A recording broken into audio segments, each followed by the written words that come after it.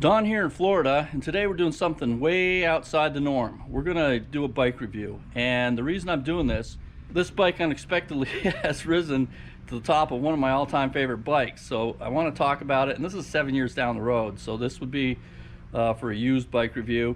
So let's just take a quick look.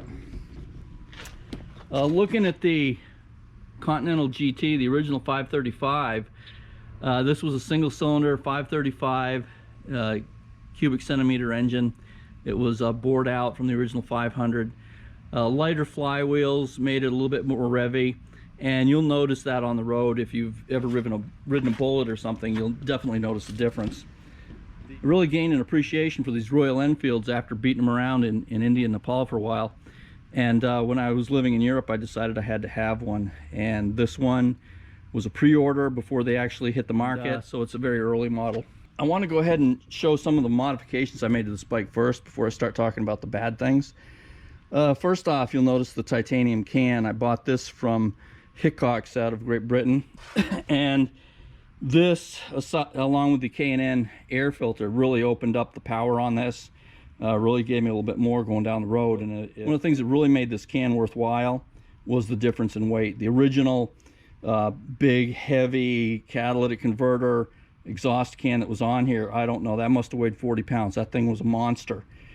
This thing is light as a feather. When I put that on, it just changed the dynamic of the bike. The handling just got so much better. That original can tended to just drag the tail end of this bike around in corners, and I just hated that. Moving around here, another modification I made, and this was a US spec model, so it came with a smaller headlamp. I changed up for the larger headlamp, which makes a heck of a difference in light when you're pushing down the road. And the other thing that I did that really made a big difference was changing out the horns that were here. That had a couple of those big gaudy flat horns sitting up in here. I got rid of those and put in a Fiam horn off an Alfa Romeo up in here, and that's a lot louder horn. People can hear you coming further away, and it just cleaned up the front of the bike, which was really nice. The other thing I did was, of course, disconnect the starter cutout from the kickstand. That was just a pain in the butt. I actually ran my battery near flat one time trying to crank the bike over to no avail. And of course, a quick connector for battery charging and electric vest, which was almost necessary in Germany. Now, if you're going to make any modification to the Royal Enfield, and really any chain-driven bike, this would be a good modification on. This isn't my first Scottoiler, but this is what you'd want to put on. You'd want to put a Scottoiler. I originally put a Scottoiler on my VFR back in 1996 and just fell in love with these things. They just make chain adjustments almost an obsolete chore. Very, very simple. It's just a reservoir, a breather tube here. This is a vacuum line that feeds into your intake manifold here. I had to drill a hole in here and tap it to put that plug in there. Most bikes already have one available, so that's not necessary. And then it's got a line that comes down out of here that leads to your chain, and it has a little injector in the tip of it, and it injects oil onto your chain little by little. The adjustment's very easy. It's just this twist cap here. You want to adjust these so you're getting about 1 drop per minute or less, and that's more than enough to keep your chain alive for an extended amount of mileage. Filling this is very easy. Just take your bottle here, plug in like this, and give her some juice. That's about all there is to it. And on my VFR, I would have this set so that I would have to refill it about every 600 miles or so. The Enfield isn't nearly as aggressive on its chain, even though it's got a fairly cheap chain and sprocket set on it. I have it set to be refilled maybe every 1,500 to 2,000 miles, so a little bit of oil goes a long way on these. The chain on this bike, I've only probably made 1 or 2 very, very slight adjustments on it in, I think it's 12,000 miles. This is not a high mileage bike by any means. 7 years, 12,000 miles, barely any miles. But full disclosure here, I divide the miles on my bikes between different bikes. My main bike is Harley lowrider, so that does most of my mileage. This is basically my fun bike. So if you don't do any other modification on your bike, I would really highly suggest the Scottoiler. This is just made taking care of the bike that much easier. The maintenance on it's just been reduced tremendously. Okay, so let's talk about some of the issues I've had with this bike. The one that really kind of teased me off, I noticed that I've got plastic plugs missing. That one's not missing, but this one's been glued back together and put back in. This one here, I don't know if I can get that in a close-up, but it's cracked right across the middle. All these plugs have basically gone to heck on this bike. And yeah, that's a simple thing, but you know, honestly, I don't think I've ever lost a plug on any one of the bikes I've ever owned, so it just seems kind of odd. The other thing that's not too keen is, I don't know if you can see this on the wiring, but this wire just looks like it had been taped up to that point, and it's been kind of left open, and that's kind of odd, that being that it goes to the sensor like that. I would have expected just a little bit higher quality, but you know, since I own the bike, I haven't had any issue with it, so maybe I should just be quiet. Another issue I had with the bike was this rear shock petered out on me. But to be fair, when I bought this bike, I bought it in Germany, and I ran the snot out of it. Germany's not like Florida. It's very hilly and curvy, and you got some pretty rough roads you hit, and I just ran the snot out of this bike, and this rear suspension really took a beating. It did not start leaking in Germany. I found it leaking after I got it out of the container after shipping, and this bike had gotten thrown around in the container. They really originally strapped it down. I don't know if maybe they'd strapped it down too hard on that shock, and when I got the bike, it looks like they took that container and just shook it up, because the bike was just laying over on its side and straps were everywhere. This stuff all here was busted up. I had to buy new parts for that when I got it. So the shippers didn't do any justice to the bike, and I don't know if it was a factor of me riding the bike hard, or just bad shipping, or just a bad part. But I did find a set of these on eBay very cheap, and replaced this side and have had no issue with it. Another issue I've always had with this bike is the switchgear. When I got it, the switchgear seemed really cheap, really cheaply made.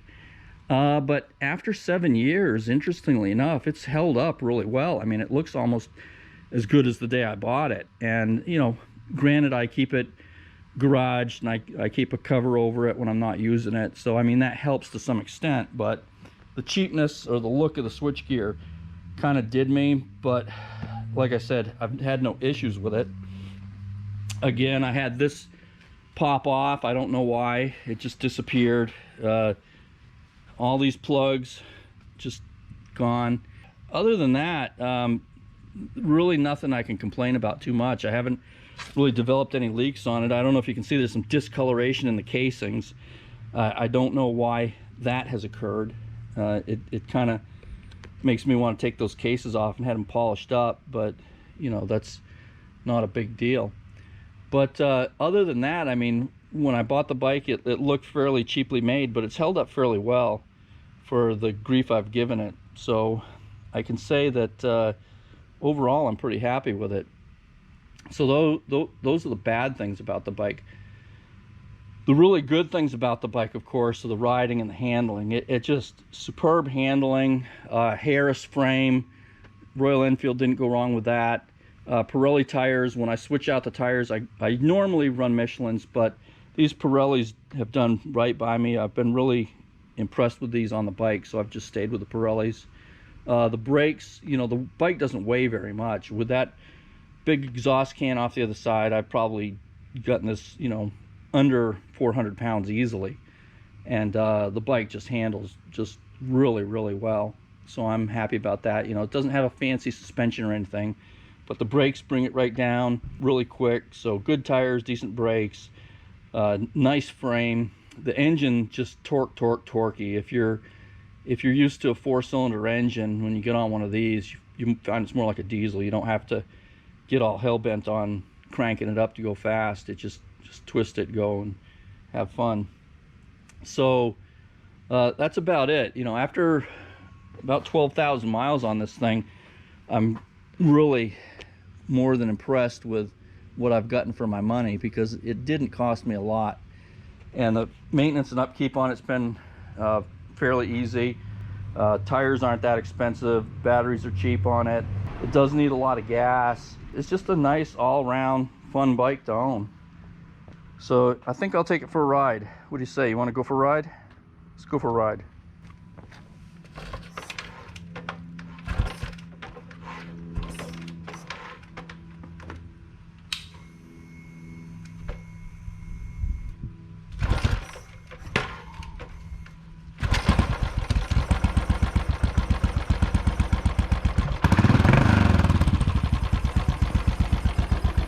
It's interesting, the motorcycle magazine guys all said the Kickstarter on this was for looks. I have never ever had an issue kickstarting this bike. I guess that's why you don't let English majors fresh out of college review motorcycles.